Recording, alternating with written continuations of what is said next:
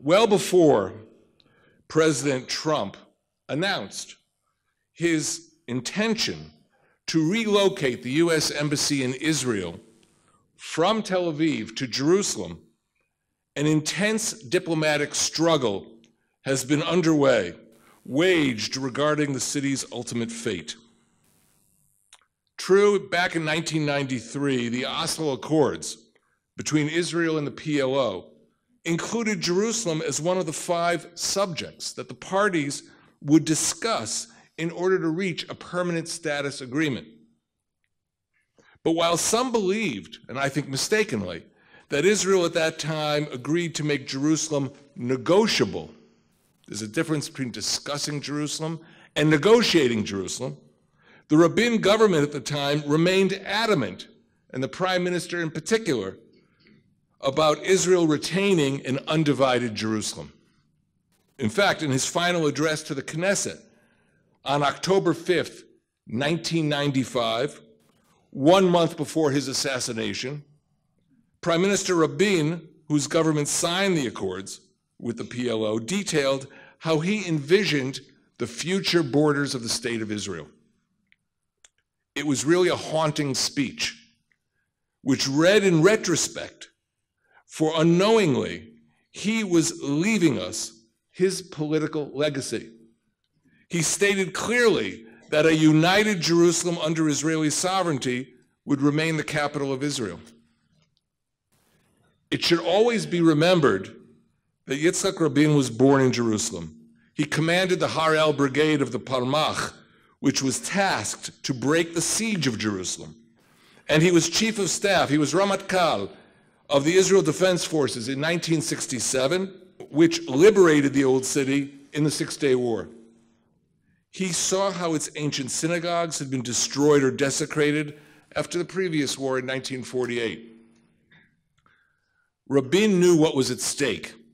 He stressed the importance of freedom of religious access and worship, which had been denied to Israel prior to 1967. He was not about to divide Jerusalem, no matter what pressures Israel would face.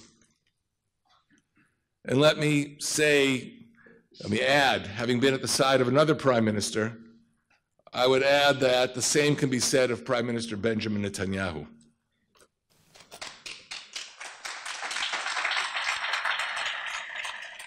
By the way, Rabin's positions are those of the vast majority of Israelis today. At the Jerusalem Center for Public Affairs, we turn to the services of Mina Tzemach, whose polling on Jerusalem in March 2017 revealed 79% of Israelis support Israel retaining a unified Jerusalem. That's the position of our country. Now, despite our positions, a diplomatic assault on Jerusalem nevertheless followed in recent years. In all the main UN bodies, I would say even over the last 15 years, propped up by that organization's notorious block voting. You know what block voting is? Block voting is when the PLO observer turns to 1 or 2 Arab states and convenes all the Arab League members to support a Palestinian initiative. That initiative then goes to the Islamic countries. You add to that Indonesia, Malaysia, Pakistan. And then that group goes to the non-aligned movement, what we used to call the NAM countries. And you get 140 countries out of 180 plus who will support a Palestinian initiative. That's block voting. And that is why almost any diplomatic assault on Jerusalem will receive unfair and imbalanced support at the United Nations. In 2004, for example, the UN General Assembly affirmed that Jerusalem was, quote, occupied Palestinian territory. But then it took another step, not only characterizing the situation at present, but also rewriting the past. In 2016, UNESCO, the United Nations Education, Science, and Culture Organization, asserted that the Temple Mount was connected to Islam, but it refused to acknowledge any Jewish connection whatsoever, or for that matter, a Christian connection. In its resolution, it only used the Islamic term for the area, namely the Al-Aqsa Mosque and Haram al-Sharif. The words Temple Mount were completely gone from the lexicon of UNESCO. Israel's adversaries and their allies took this campaign to the UN Security Council as well. Remember, UNESCO's in Paris, Security Council's in New York, with the infamous Resolution 2334, adopted in December 2016 during the transition period in Washington between the outgoing Obama administration and the incoming Trump administration, by yet again calling Jerusalem occupied Palestinian territory. The UN was assigning title in a territorial dispute and hence interfering in any future diplomatic process by prejudging its outcome. 20 years earlier, just before I arrived at the UN in 1996, the U.S. ambassador to the United Nations, Madeleine Albright, who went on to become President Clinton's Secretary of State, strongly rejected the use of this term, occupied Palestinian territory. Yet in 2016, the U.S. abstained in the resolution vote, so that the UN Security Council adopted this horrific language in support of Israel's adversaries. The UN was tilting the diplomatic scales distinctly to their advantage. Then in December 2017, during the unfolding battle over Israel's historical rights, Mahmoud Abbas, the Palestinian president, added a new twist in order to protect the mythology on Jerusalem that he was disseminating from any Israeli counterattack. He told the Organization for Islamic Cooperation, meeting in Istanbul, quote, "Jews are really excellent in faking and counterfeiting history and religion," unquote. My friends, it is one thing to defend your own faith, which I respect, whether you are a Muslim, Jewish, or Christian. It's quite another matter to deny the validity of another faith, which is something I strongly reject and I will fight against. Apart from the UN, another front to erode Israel's ties to Jerusalem opened in July of 2000, when the PLO leader Yasser Arafat launched a new campaign aimed at undermining Israel's claims. He stated at the Camp David summit that there never was a temple in Jerusalem. His lieutenants, like Mahmoud Abbas, Saeb Erekat, and Nabil Shaath, on the Palestinian side, provided a chorus backing him. In common political parlance among the Palestinians, the temple came to be known as El Haikal El Maz'um, the imaginary sanctuary. I guess none of them ever read the works of Plutarch, Tacitus, or Josephus, all of whom describe the temple in detail. Do they forget the original Arabic name for Jerusalem, Beit al-Maqdis, which, if it sounds similar to the Hebrew name for the temple, Beit HaMikdash, it's because it's the identical term. In fact, they conveniently ignored the pamphlet you see here, published by the Supreme Muslim Council of Jerusalem in 1924, which was led by none other than the renowned, or should I say notorious, Haj Amin al-Husseini, the pro-German Mufti of Jerusalem. In this brochure, the site of the Temple Mount, or Haram al-Sharif, is described as, quote, one of the oldest in the world. Its identity as the site of Solomon's temple is beyond dispute. That's Haj Amin al-Husseini's Supreme Muslim Council. beyond dispute. So what was axiomatic in 1924 became doubtful in 2000. I believe the real purpose of the present-day spate of Palestinian statements was to raise doubts about the authenticity of Israel's historical claims to Jerusalem. So whenever Israel points to its historic rights, people, intelligent people, will ask themselves, is that really true? Or is it just another narrative as legitimate as any other alternative claim? And you know what? The diplomacy of doubt, unfortunately, works. A few examples. In 2001, the prestigious University of Chicago Press published an academic book dismissing the biblical accounts of the first and second temples as, quote, a national historical tale. Its author might as well have written a fairy tale. In October of 2003, Time magazine described the Temple Mount as, quote, an area where the Jews believe Solomon and Herod built the first and second temples, unquote. The New York Times got into this. It entitled an article on October 8th, 2015, quote, historical certainty proves elusive at Jerusalem's holiest place. Now, for those who aren't sure of the word elusive, or maybe they didn't do so well in their English Bagrut. Elusive means hard to find or hard to establish. That's the New York Times. Finally, Professor Juan Cole of the University of Michigan, one of the Big Ten universities in the Midwestern United States, went so far as to argue in 2010 that, quote, archaeology does not show the existence of a Jewish kingdom, unquote, in Jerusalem.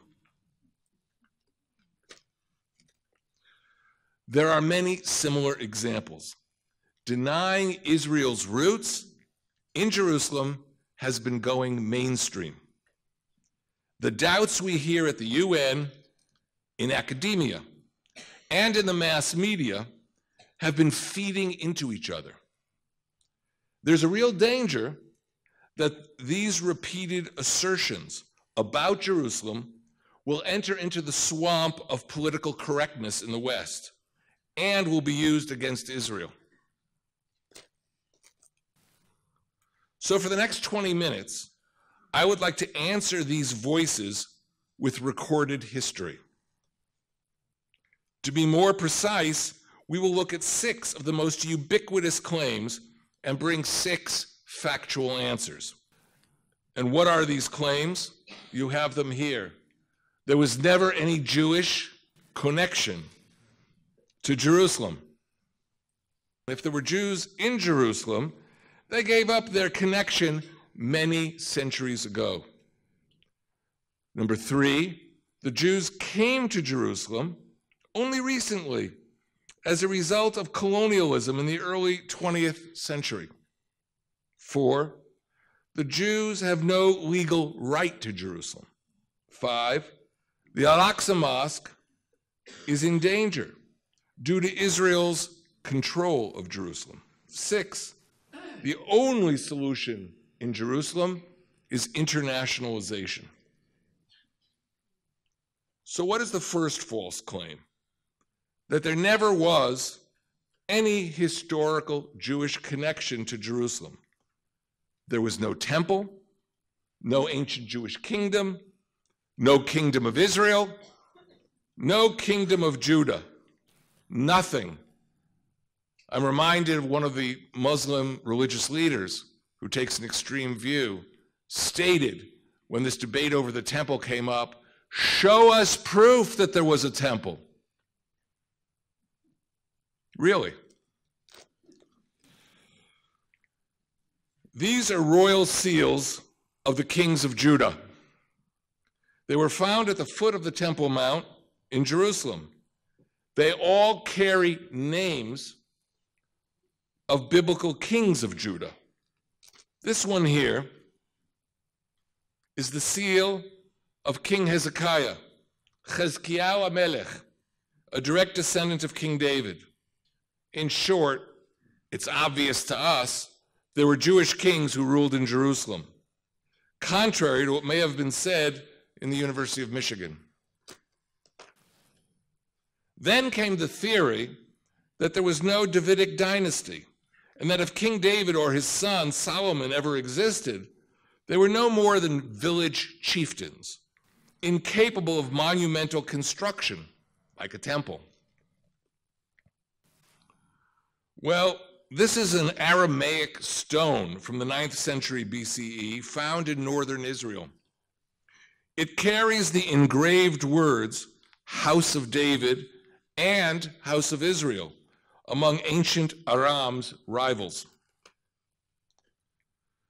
Anyone here tonight read ancient Greek? This 2,000-year-old stone found next to the Temple Mount is an original sign in ancient Greek marking the rules of entry into the Jewish temple in Jerusalem. The stone on the left is actually here in the Israel Museum. And after my presentation, and you tour the museum, you can see it. The full text of the Greek inscription is in the Museum of Istanbul. You can see here it's sort of reconstructed. It makes specific reference to the temple precinct. The word highlighted in orange on the right, hieron, is the ancient Greek word for temple. Now, why was the temple so important? In the Bible, its construction is the only event dated in relation to the Exodus from Egypt, 480 years later. It therefore symbolized freedom, national independence, national identity, and unity. It was the point where one could draw closest to the divine presence. By the way, prayers were offered at the temple for other nations too, not just Israel. Non-Jewish rulers who were aware of its importance, from Darius, king of Persia, to Augustus Caesar, offered gifts for the temple service. The temple, and this is perhaps its real significance, integrated Jewish particularism with Jewish universalism. We see documented awareness of the temple's significance in the detail etched in the Arch of Titus in Rome, which shows sacred ornaments being looted by the Roman soldiers after the temple's destruction in 70 CE. In fact, we learn from this inscription at the entrance to the Roman Colosseum, deciphered in the 1990s by a team of mostly Italian archaeologists, that the building of the Colosseum itself was financed with the spoils of war from the victories of Titus. We know that his only significant spoils of war were from his military campaign in Judea, including the precious valuables he stole from the temple. Speaking of the Romans, one last historical fact before we continue. A Jewish army regrouped in the 2nd century CE, 65 years after the destruction of the temple, under a commander known as Bar Kosiba, whose nom de guerre was Bar Kokhba. He minted coins calling for, quote, the freedom of Jerusalem. That's that coin there. His Jewish guerrilla army fought off 6 Roman legions. After crushing the Bar Kokhba revolt in 135, the Roman occupiers decided to annihilate all Jewish hope for freedom. They renamed Jerusalem Aelia Capitolina.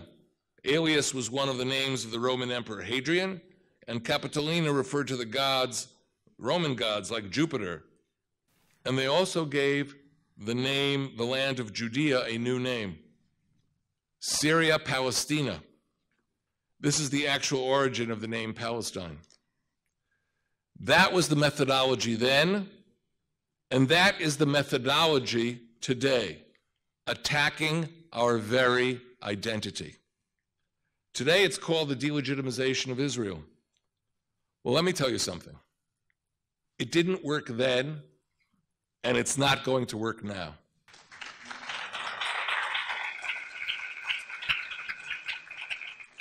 Let's get back to the purveyors of doubt. The second claim goes, well, maybe there was a temple at one point in history, but that historical connection was cut almost 2,000 years ago.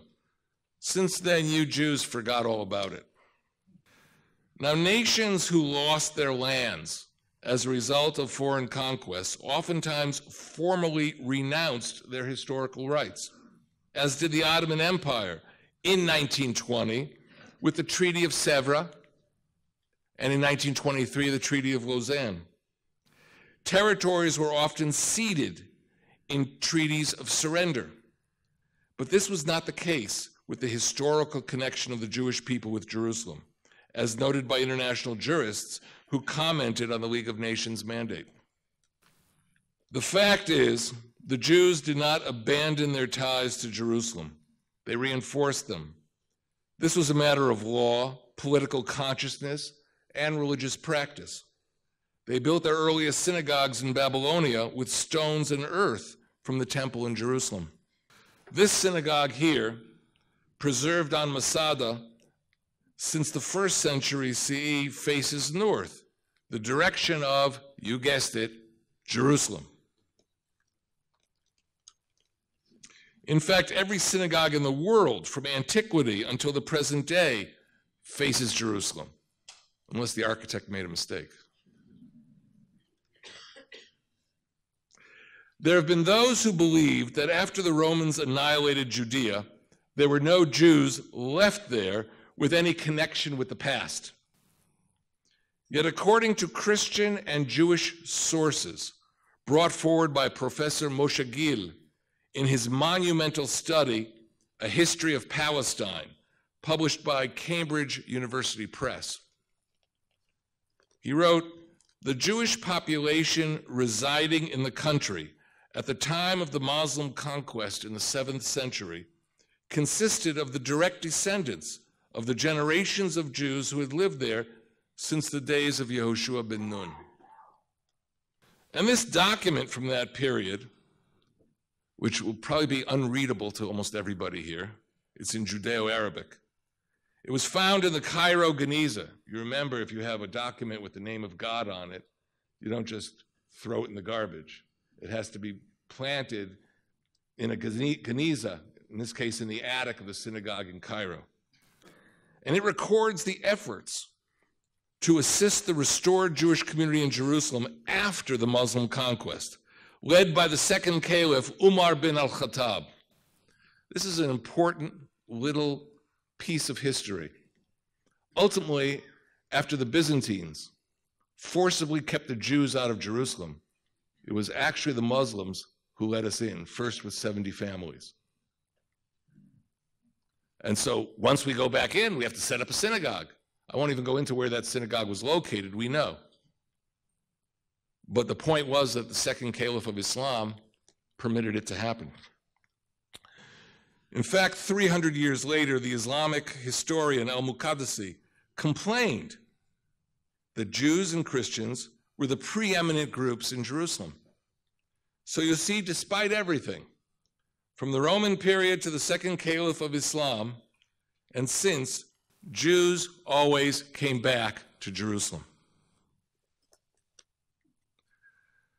According to the testimony of the Spanish Jewish poet, Yehuda el-Harizi, who visited Jerusalem in the year 1216, the Sultan who led the military campaign against the Crusaders, Salah ad-Din, issued a proclamation inviting the Jews to return to Jerusalem. I heard today that somebody, maybe it was in Cairo, was saying we have to return to the days of Salah ad-Din. I don't think he had this point in mind. Despite the insecurity and continued warfare, Jews streamed to Jerusalem from Egypt, from Mesopotamia, Syria, Southern Europe, and even 300 rabbis from England and France. Here we have a page out of the Barcelona Haggadah from the 1300s, an illuminated manuscript, and it serves as an illustration of how Jerusalem was still in the minds of one of the largest Jewish centers in 14th century Europe. Just like our Haggadot today, that Haggadah ends with Lashana Haba B'Yerushalayim, and here it is illustrated beautifully from the 1300s. Jerusalem was on the minds of the Jewish people. Let's move forward to another claim made against the links of the Jewish people to Jerusalem that says, well, there was no significant Jewish presence in Jerusalem. The Jews came back en masse in the early years of the 20th century, alongside the British colonialists. It's as though that our return to Jerusalem was on the backs of the British Empire. What is the hidden insinuation in this claim? That the Jews were a beneficiary or tool of British imperialism rather than an authentic national movement? Is there even a grain of truth to this assertion? No. The truth is that the Jews moved to Jerusalem as soon as circumstances allowed them to move. And again, the facts are clear. In the 15th century, especially as the Spanish Inquisition became more intense, Jewish immigration increased to such a scale that the Franciscans in Jerusalem petitioned the Pope to issue an edict prohibiting Christian sea captains from carrying Jewish passengers to the Holy Land. If there was no deep connection to Jerusalem and no surge in immigration, then why would the Franciscans need to petition the Pope against their travel? The persistence of the Jewish connection produced surprising reactions sometimes, like the declaration of Napoleon Bonaparte during his Egyptian campaign in 1799, quote, "to restore to the Jews their Jerusalem," unquote. It was the first acknowledgement of Jewish historical rights to the Holy City by a European leader. It marked what would become an international consensus in the link of the Jewish people to their land, including all 51 members of the League of Nations Council who approved, eventually, the British mandate. By the mid-19th century, the British consulate in Jerusalem determined, according to this diplomatic cable on the left, which I took out of the British Public Record Office in Kew, that the Jews were already a majority in Jerusalem when, in 1863, long before Theodore Herzl, before the British arrival, or the establishment of the State of Israel. The gentleman on the right is William Seward, President Abraham Lincoln's Secretary of State. In 1870, after he completed his term in office, he actually visited Jerusalem. And he made the same observation as the British. His memoirs of the trip reported a Jewish majority in Jerusalem. What's the year? 1870. In fact, by the outbreak of World War I, there were already 45,000 Jews in Jerusalem, out of a total population of 65,000. 45,000 out of 65,000. Almost 70% of the population. So the fact is, there was a steady Jewish majority in Jerusalem long before the colonialist era or before World War I. You cannot link the Jewish return to Jerusalem to a colonialist locomotive. It just doesn't work. Here comes another claim. The fourth false claim. UN resolutions have argued that Israel's actions in the old city of Jerusalem are, quote, illegal under international law. Well, let's look at that for a moment. People forget that the British Mandate, which formally recognized, quote, the historic connection of the Jewish people to Palestine, unquote, was a legally binding treaty of the League of Nations, the main international body after the First World War. It authorized the Jewish people to, quote, reconstitute, unquote, their national home.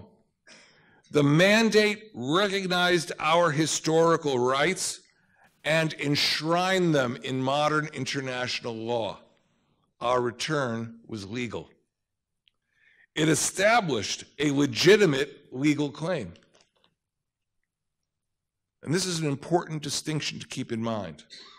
The mandate did not create Jewish rights. It recognized what was understood to be a pre-existing right. With the formation of the United Nations in 1945, the new body adopted Article 80 in the UN Charter, which specifically preserved all the rights that existed under the League of Nations and carried them over to the era of the United Nations. So those rights that might seem a little obscure to you are very relevant today. In fact, Israel is the only country whose legitimacy and legal roots are derived from both the League of Nations and the United Nations. How many countries can say that? Still, there is even a more contemporary source regarding Israel's legal position in Jerusalem, and it's completely overlooked. In May 1967, a coalition of Arab armies from Egypt, Syria, Jordan, and Iraq began to mass their forces along our borders, declaring their intention to annihilate Israel. A ring of armies was closing in. Israel's very existence was in jeopardy. On June 5th, 1967, at 7:45 a.m., Israeli Air Force planes preempted an impending attack. Israel implored Jordan to stay out of the war. Jordan answered Israel's pleas with intense artillery fire on Jerusalem's Israeli neighborhoods. Nearly 6,000 buildings were damaged. Well, we all know what happened next. Israeli paratroopers liberated the old city of Jerusalem. Tough warriors burst into tears before the Western Wall. It was a victory that reached back across 19 centuries to the Roman legions that had vanquished the Jewish state and hence shook Israeli consciousness to the core. But let's put those emotions aside for the moment. Was this an illegal occupation of foreign territory? Basic question. I'll tell you this, the Soviet Union at the UN tried to advance a new narrative right after the Six-Day War by having Israel branded as the aggressor. It tried this first in the UN Security Council. But you know what happened? Moscow failed. So then the Soviets tried it again in the UN General Assembly. I would call that Moscow's home stadium at the time. But it failed again. It was clear as day that Israel had acted in self-defense. This is Stephen M. Schwebel, not exactly a household name. He wrote an important article in 1970, which I think I learned of through the speeches of Chaim Herzog at the UN. And he wrote this article in 1970 in the American Journal of International Law. and it's about Israel's claims to the territories. What elevated the importance of Schwebel's article was his subsequent appointment as the legal advisor to the U.S. Department of State. Later, he was appointed as president of the International Court of Justice in The Hague. Schwebel wrote that the rights of a state acting in self-defense to territory are superior to the rights of an aggressor attacking that very same territory. Think of this. The rights of a state acting in self-defense are superior to the rights of a state which acts as an aggressor with respect to that same territory.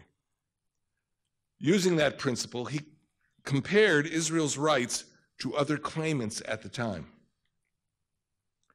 In Schwebel's own words, he wrote, quote, "Israel has better title in the territory of what was once Palestine, including the whole of Jerusalem," unquote. In short, Jerusalem was legally captured in a war of self-defense, and that made all the difference. That also made Israel's legal claim rock solid. I now come to the fifth false claim. There's 6 of them total. I now come to the fifth false claim against Israel and Jerusalem, a claim which has led to bloodshed, that due to Israel, the Al-Aqsa Mosque is in danger, that Muslim religious practice is oppressed, and by implication, the Palestinians would take better care of Jerusalem than Israel does. They believe it. Would the Palestinian Authority really take better care of Jerusalem and the holy sites of all faiths? Let's look at the historical precedent. When Jordan invaded Jerusalem in 1948, it placed the Jewish quarter of the Old City under siege. The Jews of the Old City were either killed, expelled, or imprisoned. Today, we call that ethnic cleansing. These photographs were taken by a Life magazine photographer at the time. In the photo on the left, Jews are fleeing the Old City through the Zion Gate. Some 55 of Jerusalem's ancient synagogues were destroyed or desecrated. Many of the Old City's great institutions, like Porat Yosef on the right, were blasted into rubble. Many of the headstones of the centuries-old Mount of Olives cemetery were uprooted.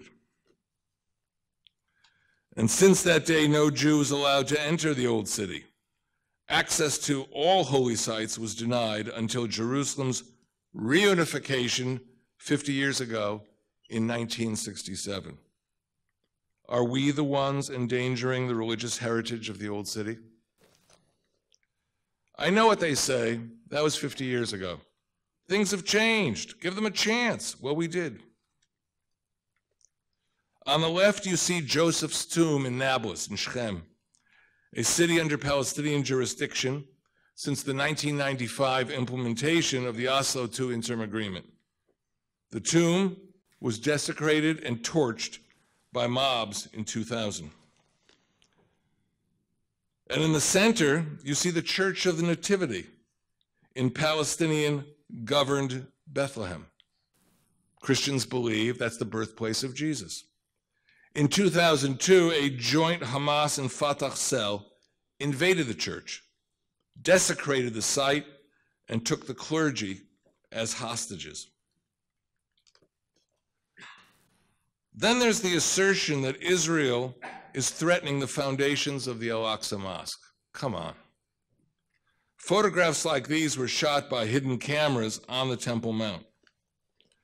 This is how the Waqf, backed by the northern branch of the Islamic movement under Sheikh Raed Salah, exploited the administrative powers granted by Israel since '67. This is how they treated the most important and precious site in Jerusalem, the Temple Mount, with bulldozers, jackhammers, and dump trucks. Our archaeologists do not operate there. But the work of the Waqf and the Islamic movement, their crews dig deep. These are not isolated examples. Look around us. Across the Middle East, violent intolerance is destroying holy sites across the region. There's the 2,000-year-old Buddhist statues in the Bamiyan Valley in Afghanistan, blown up. Churches in Egypt, like St. Mark's Cathedral in Alexandria, attacked, set on fire. And mosques, like the Al-Askari Mosque in Samarra, Iraq, an important center for Shiism, or the Al-Nuri Mosque in Mosul, Iraq, attacked, destroyed. Maybe it can be rebuilt. The destruction is occurring almost everywhere. That is, everywhere but in Israel. The fact is that not only does Israel not compromise holy sites, it stands out as the only protector of such sites in the entire Middle East. Now, I have to admit, Israel is still a young society. We have not worked out a lot of issues of fundamental consensus in the Jewish world. And we have our own internal difficulties to iron out. But it is clear that in a violent, intolerant Middle East, only a free and democratic Israel will safeguard the holy sites of all faiths. People nevertheless ask, how do we solve the Jerusalem question? Do we restore the status quo ante, the situation in Jerusalem prior to 67? In November of 1947, the UN General Assembly adopted Resolution 181, proposing an international regime for Jerusalem, which the UN called in Latin a corpus separatum, a separate entity. At the end of the first Arab-Israeli war, our first Prime Minister, David Ben-Gurion, stood in the Knesset. The date was December 8th, 1949, and he delivered a powerful speech.